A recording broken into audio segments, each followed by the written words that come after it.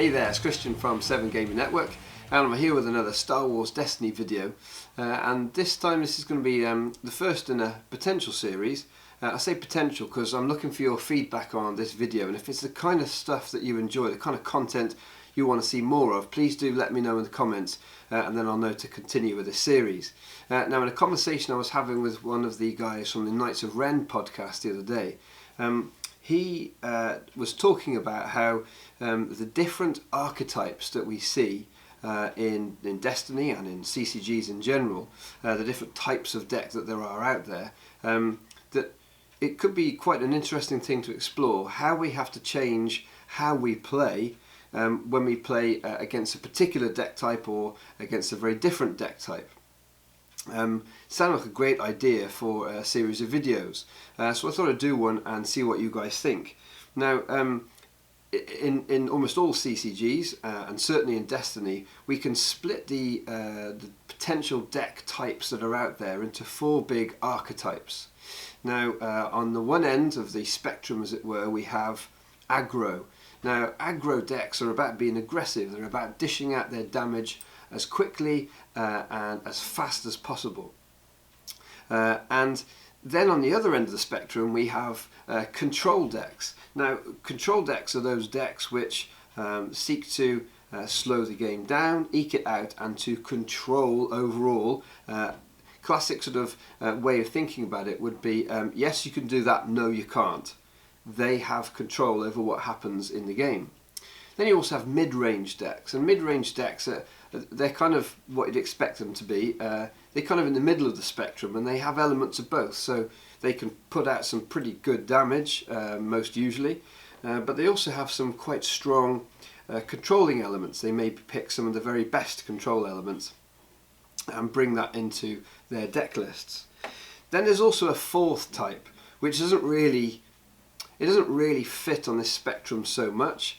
It's almost like its own little way of doing things, and that's combo decks. Combo decks can be very strange to play against because combo decks, it's almost like the player's doing a solo experience, and they're just trying to get a certain board state to come to pass. You know, a certain collection of cards, a certain roll of dice, or whatever it may be. And so those are our 4 big archetypes, and what I wanted to explore in this video is, if you are playing as with an aggro deck, how do you have to change how you play according to the deck archetype that you're coming up against? Because there are going to be subtle differences and changes in your tactics. Now, I started with aggro because, well, one, it's really hot in the meta at the moment. Lots of decks are fast aggro decks. So there's a good chance that you are playing or have played with an aggro deck in this initial set of Star Wars Destiny. So what I wanted to go through is seeing whether those changes and how you have to adjust your play is something that you guys want to explore more and go through with further tactics videos in this area. Okay, so let's have a look at aggro versus another aggro deck. How does that work? What's that like? Well, I think the best way to typify an aggro deck versus another aggro deck is it's a race. It's a foot race to the finish, and that finish is trying to kill off the other person's characters. So when you've got aggro versus aggro, speed is really important. You can't fall behind in the race. And the way we sort of talk about that in CCG terms is about maintaining tempo. What we need to do is to make sure that we maintain a high tempo of our deck. We've got to feel like we're doing a lot with it and being very successful with it. And there's a bit of a skill in some of the decisions that you'll make around how to maintain tempo. So an example might be, if you're looking at your hand, you might see, oh great, I've got a really big powerful upgrade here, that can do lots of damage. Great. However, it might be a bit slow, and there's the potential that, every deck runs, usually, some element of manipulation or control. And so that one big upgrade might be more problematic to play out. Secondarily, because it could be manipulated more easily, but primarily because if it costs, say, 3 or 4 resources, well then that's going to draw on a lot of your resources, and that's going to make it much more difficult for you to maintain tempo, because, for instance, you could also be playing other cards that will playing event cards that boost damage on other dice that you've already paid for to get in play, or even more importantly, in Great Design with Destiny, to resolve some of your damaged dice. So if you play at a bigger upgrade, it's effectively going to slow down your ability to dish out the damage potentially on this round, because you're not going to have the resources to pay for Grievous's pay side, or Flamethrower's pay side, or whatever it is that you already have on the board that you will potentially need to pay for. So that's one of the big ways in which you can maintain your tempo, is making those kind of decisions. Big upgrade or a small upgrade, plus being able to play another card that maximizes your damage a little bit. You're probably going to go with a small upgrade and that event. Now then, mulliganing for an aggro versus aggro matchups, you're looking to mulligan for something that's going to help you set up quickly.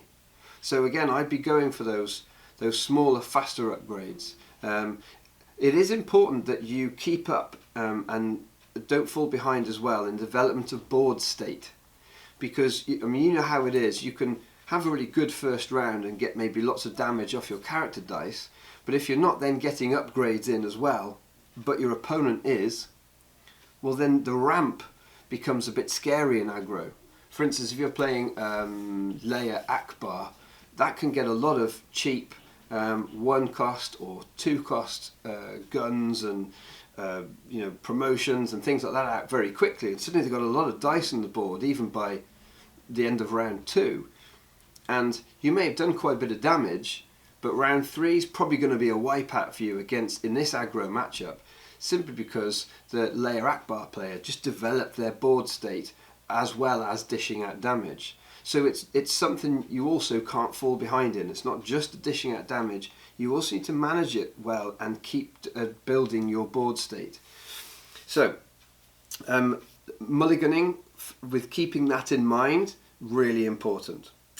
Right then, and if you do have manipulation cards in your deck, and you probably are going to, as I said, most builds do, then I would keep them to, 1, max out your own damage as and when you can, and secondly, break up any chains of modifiers that your opponent is playing or managing to do.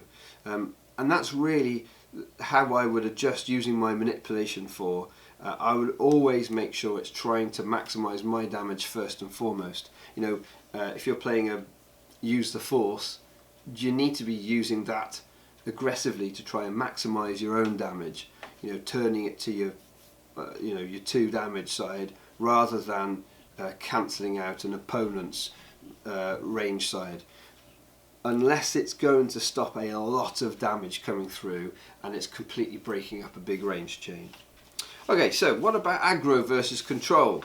A lot more in this one, I think. I think this is there's a lot more to this matchup. But there's one simple rule. The longer the game goes on, the closer you are to losing as the aggro deck. That's really what it boils down to, because control gets stronger as the game goes through, okay, as it builds its board state. So this one isn't so much of a race. Control just wants to kind of survive initially against an aggro deck. So you will have more time as an aggro deck, a little more time than maybe going up against another aggro deck.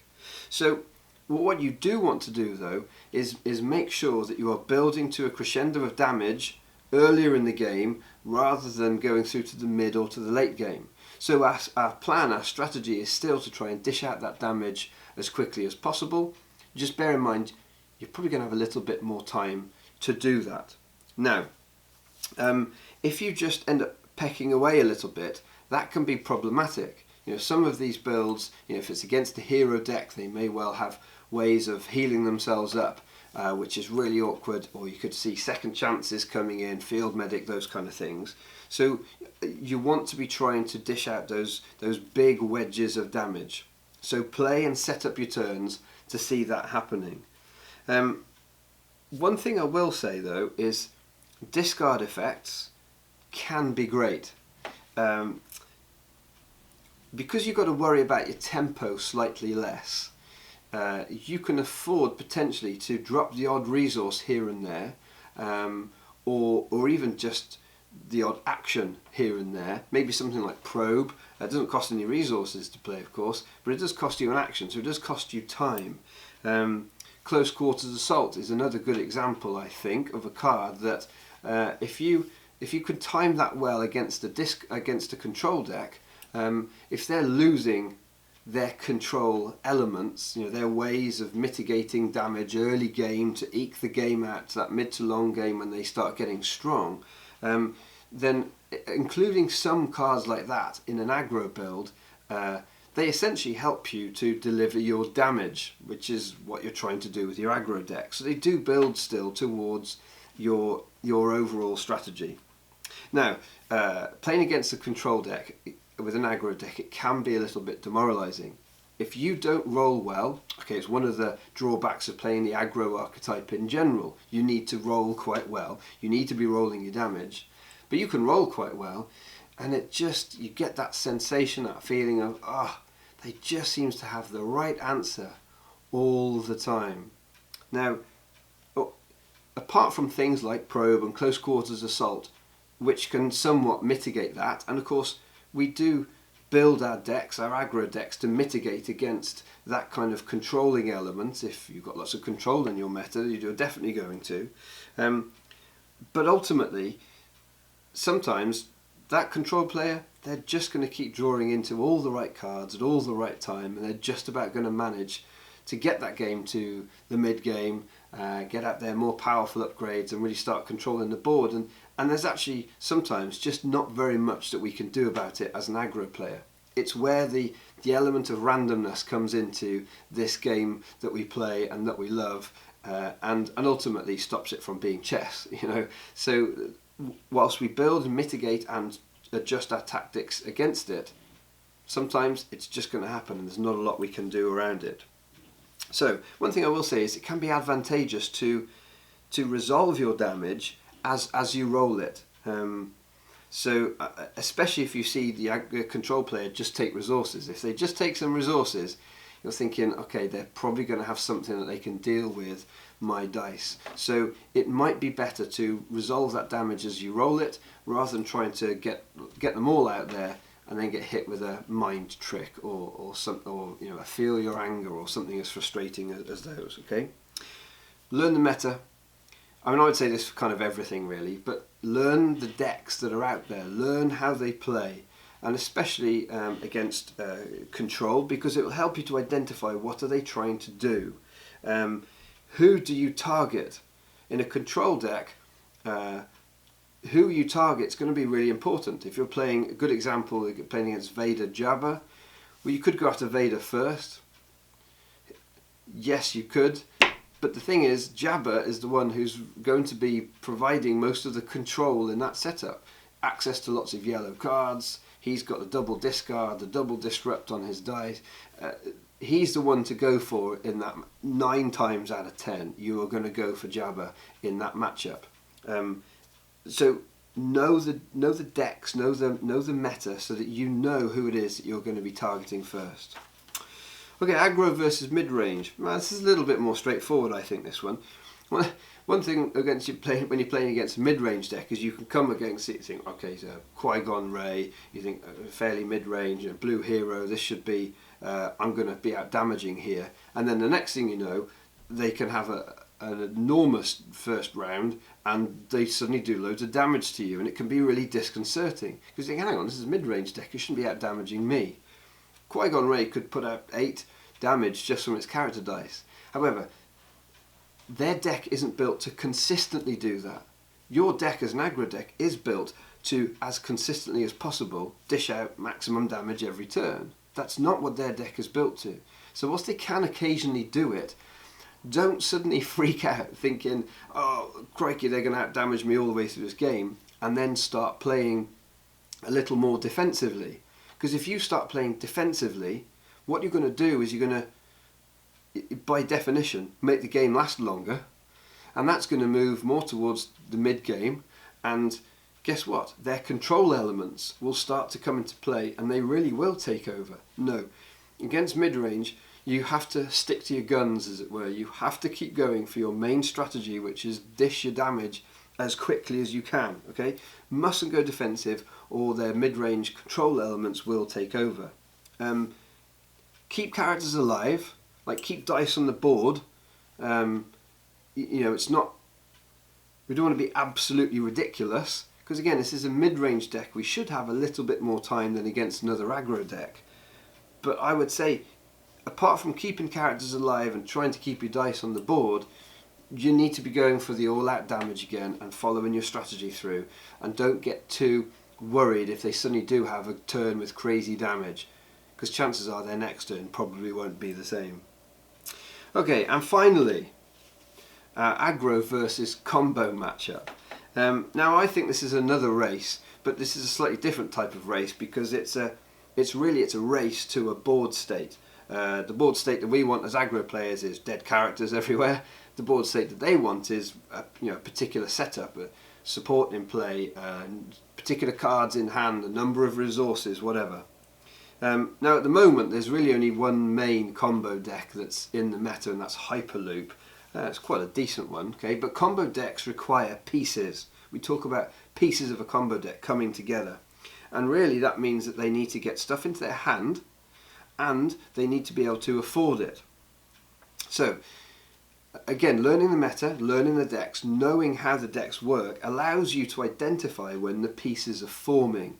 Now if it's for some reason something in the FFG design that happens all in the hand, that's going to be a little more difficult for us to see and identify.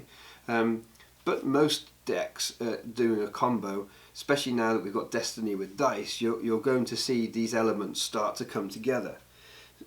So you need to be able to know the deck, so you can have your alarm bells ringing when you see, hang on, he's at 4 resources, that's easy for him to get to 5, and then we've got Falcon hitting the table. Yeah, you are aware of this and you're seeing that happening. So this is where a timely discard or disrupt can be brilliant and can help you deliver your damage to your target, which is the aim of our strategy. That's our aggro strategy.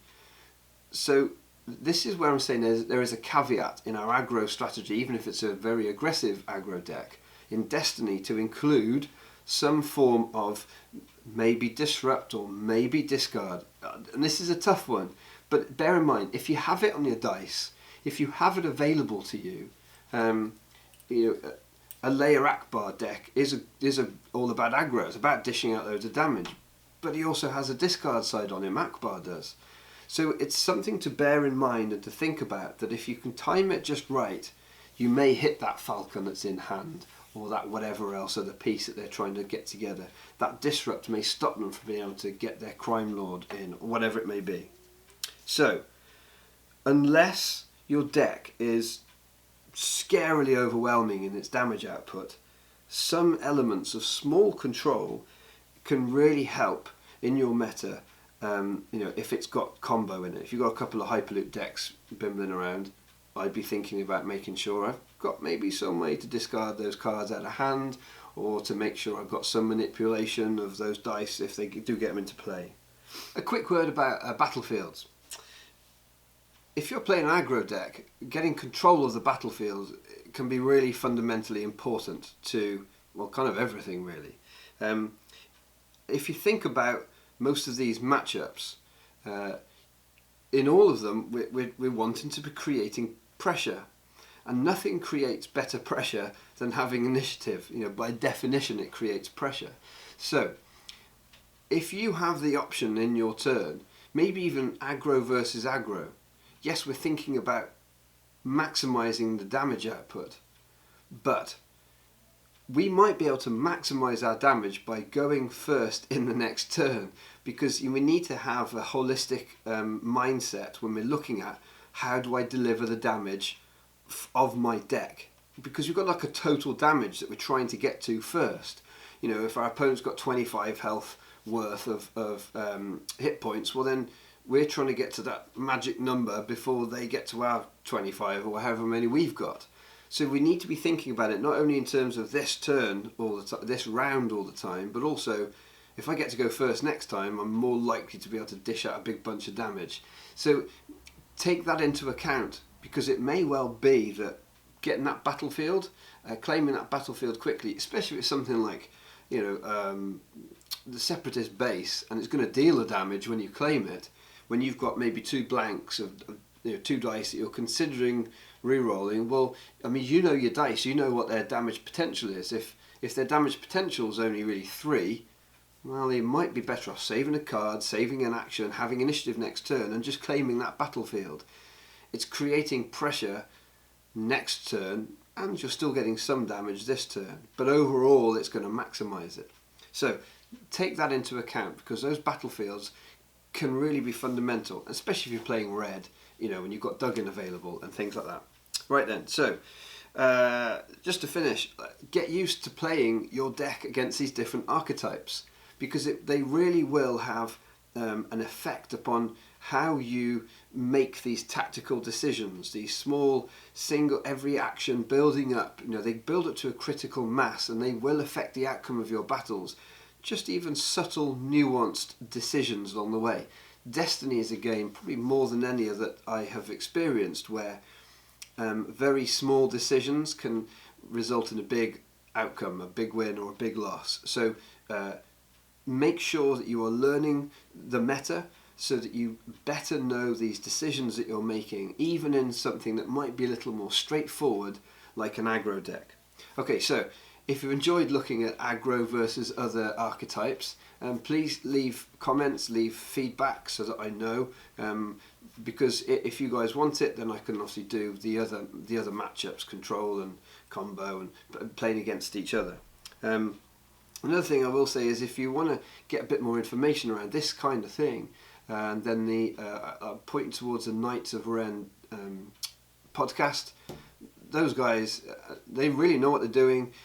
Great discussions, great debate, and they will dig into the tactics, the deeper strategies that are out there, and the tactics and how they're making those strategies come to pass, which will really play into this kind of discussion that we're looking at. So in fact, there was an episode just, not the previous one, but the previous one before this, on the date on this video. If you check that out, they got some really good discussion around it. So yeah, go check them out, they're great. So yeah, until the next Star Wars Destiny video from me, keep enjoying Destiny.